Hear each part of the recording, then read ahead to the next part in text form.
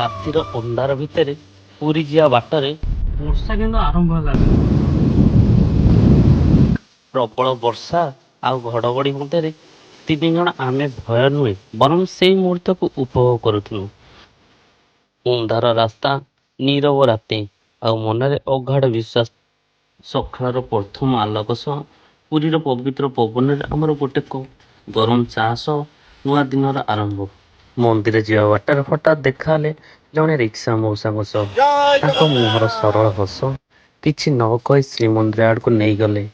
କେବେ କେବେ ଯାତ୍ରାରେ ମିଳୁଥିବା ଅଜଣା ଲୋକମାନେ ମଧ୍ୟ ପ୍ରଭୁଙ୍କ ଦୂତ ପରି ଲାଗନ୍ତି। ରିକ୍ସା ମଉସା କେବଳ ଆମକୁ ଶ୍ରୀମନ୍ଦିର ପାଖକୁ ନେଇ ନଥିଲେ ବରଂ ମନରେ ଥିବା ଭକ୍ତି ଆହୁରି ଗଭୀର କରିଦେଇଥିଲେ। ଦର୍ଶନ ପରେ ଶରୀର କ୍ଳାନ୍ତ ଅନୁଭବ ହେବାକୁ ଲାଗିଲା। ପେଟରେ ଭୋକ ଜଳୁଥିଲା। ଏକ ଛୋଟ ଦୋକାନରୁ ଡାଲମା, ପୁରୀ, ଛେନାପୋଡ଼ ନେଇ ଆମେ ସମୁଦ୍ର କୂଳକୁ ବାହାରିଗଲୁ। ପୁରୀ ଡାଲମା, ସମୁଦ୍ରର ଗର୍ଜନ, ଥଣ୍ଡା ପବନ ଆଉ ସାମ୍ନାରେ ଖାଦ୍ୟ ରାଜଭୋଗ ଠାରୁ ବି ଅଧିକ ସ୍ୱାଦିଷ୍ଟ ଲାଗୁଥିଲା। ବେଳେବେଳେ ଅନୁଭବ କରୁ ଯେ ଜୀବନର କିଛି ସୁଖ ଟଙ୍କାରେ କିଣାଯାଏ ନାହିଁ, ସେଗୁଡ଼ିକ କେବଳ ଅନୁଭବ କରାଯାଏ।